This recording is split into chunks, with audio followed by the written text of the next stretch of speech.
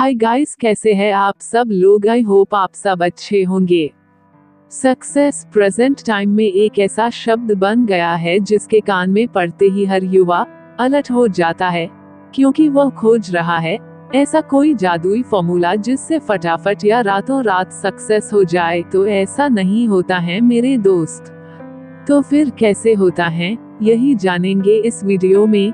तो जानने से पहले वीडियो पसंद आएगा तो और चैनल को सब्सक्राइब करना मत भूलिएगा प्लीज, और एक प्यारा सा कमेंट जरूर कर दीजिएगा। तो चलिए अब जान लेते हैं सक्सेस फटाफट से नहीं तो कैसे होते हैं। आज इंटरनेट, सोशल मीडिया, यूट्यूब जैसे माध्यमों पर लाखों सफल बनने का रास्ता बता रहे हैं। यदि आप उनमें से अपने पसंद लक्ष्य पर आप पूरा फोकस करते हो और आपको कम से कम 10,000 घंटे का समय उस कार्य में निवेश करते हो तो आपको सक्सेस या सफल होने से आपको दुनिया की कोई ताकत नहीं रोक सकती है। जैसा कि हम सब जानते हैं कि सफलता का कोई शॉर्टकट नहीं है और किसी भी क्षेत्र में सफलता पाने के लिए आपको एक निश्चित लक्ष्य की दिशा में पूर्ण समर्पण, एकाग्रता एवं ठोस रणनीति के साथ निरंतर बरसों कठिन परिश्रम करना पड़ेगा। प्रसिद्ध लेखक व पत्रकार मैल्कम ग्लैडवेल अपनी प्रसिद्ध पुस्तक आउटलायर्स में ये समझाने का प्रयास करते हैं कि किसी व्यक्ति द्वारा जीवन में प्राप्त असाधारण सफलता के पीछे किन तत्वों का योगदान होता है। उसके द्वारा प्राप्त सफलता में उसके परिवार, जन्म स्थान, जन्म तिथि एवं उसे प्राप्त अवसरों की कितनी भूमिका होती है, क्योंकि सफलता की कहानी जितनी नजर आती है उससे कहीं ज्यादा कठिनाइयों एवं समस्याओं को फेस करना पड़ता है। हालांकि विद्वानों के मध्य इस बात पर भी एक राय नहीं है कि प्रतिभा जन्मजात होती है या उसे तराशा जा सकता है, लेकिन एक बात निश्चित है कि सफलता में प्रतिभा के साथ साथ तैयारी करना बहुत आवश्यक है। यहाँ उस व्यक्ति के द्वारा सफलता हेतु की गई कड़ी तैयारी में उसके परिवार, जन्म स्थान, जन्म तिथि, अवसरों इत्यादि की भूमिका महत्वपूर्ण हो जाती है। मैल्कम ग्लैडवेल द्वारा सफलता या किसी कार्य में उत्कृष्टता विशेषज्ञता प्राप्त करने हेतु 10,000 घंटे के नियम 10,000 आवर्स रूल का प्रतिपादन किया गया है।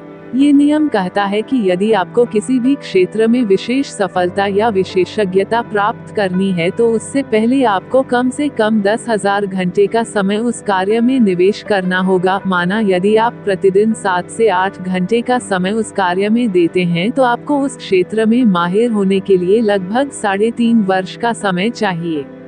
अपने सिद्धांत के समर्थन में ग्लैडवेल के द्वारा 1990 के दशक में elite academy of music, Berlin में प्रोफेसर एरिक्सन के द्वारा किए गए अध्ययनों का हवाला दिया गया। इन अध्ययनों में अकेडमी के वायलिन वादकों को 3 समूहों में बांटा गया। अध्ययन में यह पाया गया कि प्रथम समूह, जिसमें सभी उत्कृष्ट वायलिन वादक थे, के द्वारा तब तक 10,000 घंटों से अधिक अभ्यास कर लिया गया था। शेष समूहों के द्वारा तब तक नहीं किया गया था। इसी प्रकार के निष्कर्ष शौकिया एवं पेशेवर पियानो वादकों के अध्ययन में पाए गए। इसी प्रकार के अन्य अध्ययनों में भी यह बात सामने आई कि किसी विश्व स्तरीय विशेषज्ञ बनने लायक महारत हासिल करने के लिए 10,000 घंटों का समय न्यूनतम अभ्यास जरूरी होता है। संगीत, खेल, लेखन, बिजनेस, चिकित्सा इत्यादि सहित कोई सा भी क्षेत्र हो, यह माना जाता है कि मस्तिष्क को उन सारी चीजों को आत्मसात करने में कम से कम 10,000 घंटे लगते हैं, जिनकी जरूरत सच्ची विशेषज्ञता प्राप्त करने में होती है। ये सिद्धांत उन लोगों के बारे में भी सच पाया गया है कि जिन्हें हम जन्मजात प्रतिभा का धनी मानते हैं, जैसे कि मोजार्ट के बारे में यह माना जाता है कि वे 6 वर्ष की उम्र से ही संगीत की रचनाएं करने लगे थे, लेकिन वह भी तब तक लय में नहीं आ पाए, या यूं कहें कि उनकी भी महानतम रचनाएं तब तक नहीं आई है जब तक कि उन्होंने 10,000 घंटे की मेहनत नहीं कर ली। 10,000 घंटे 10,000 आवर्स का ये नियम Bill Joy, Bill Gates, Beatles आदि सहित सभी असाधारण रूप से सफल व्यक्तियों पर लागू होता है। बिल जॉय, जो कि सन माइक्रोसिस्टम्स नामक कंपनी के सह संस्थापक, इंटरनेट के एडिसन एवं कंप्यूटर इतिहास में बिल गेट्स के समकक्ष मारे जाते हैं। वे भी यह सफलता इसलिए प्राप्त कर सके कि उन्हें इससे पूर्व मिशिगन यूनिवर्सिटी एवं बर्कले में 10,000 घंटे प्रोग्रामिंग करने का अवसर प्राप्त हुआ था, जो कि तत्कालीन परिस्थितियों में बहुत ही दुर्लभ सुसंयोग था। इसी प्रकार के अवसर प्रसिद्ध रॉक बैंड बीटल्स को प्राप्त हुए थे। बीटल्स के John Lennon, Paul McCartney, George Harris एवं रिंगो स्टार ने उस समय जब 1964 से यूएसए में धूम मचाना शुरू किया, उससे पूर्व उनके द्वारा जर्मनी में हैम्बर्ग स्ट्रिप क्लब में 10,000 घंटे का लाइव प्रदर्शन किया जा चुका था।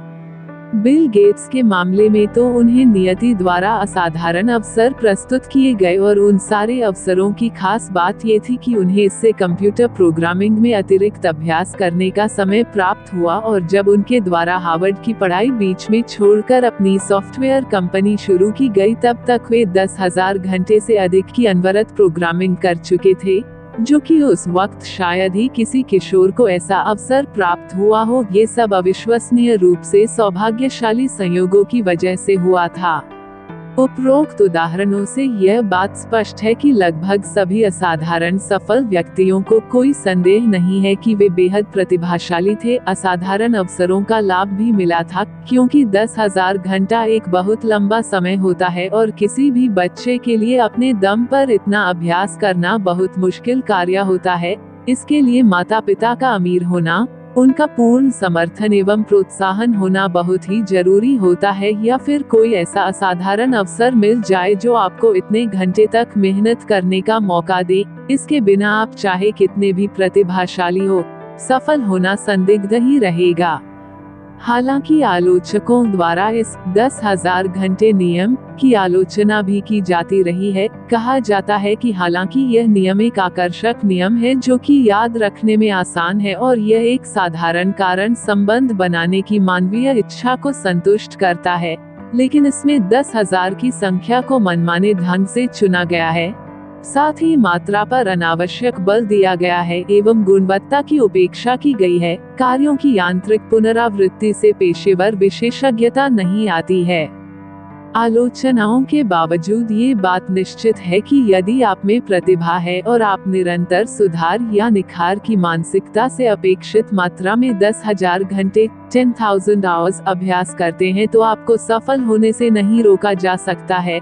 दोस्तों, आज के लिए बस इतना ही। वीडियो कैसा लगता है कमेंट करके जरूर बताएगा। वीडियो पसंद आएगा तो लाइक और सब्सक्राइब करना मत भूलिएगा, और हाँ, बेल आइकन जरूर प्रेस करें ताकि हम जब भी वीडियो अपलोड करूं तो आपको नोटिफिकेशन मिल जाए, क्योंकि अब हम आपके लिए ऐसे ही वीडियो लाता रहूंगा। तो मिलते हैं नेक्स्ट वीडियो में, तब तक के लिए thank you so much. Thanks for watching. I love you all.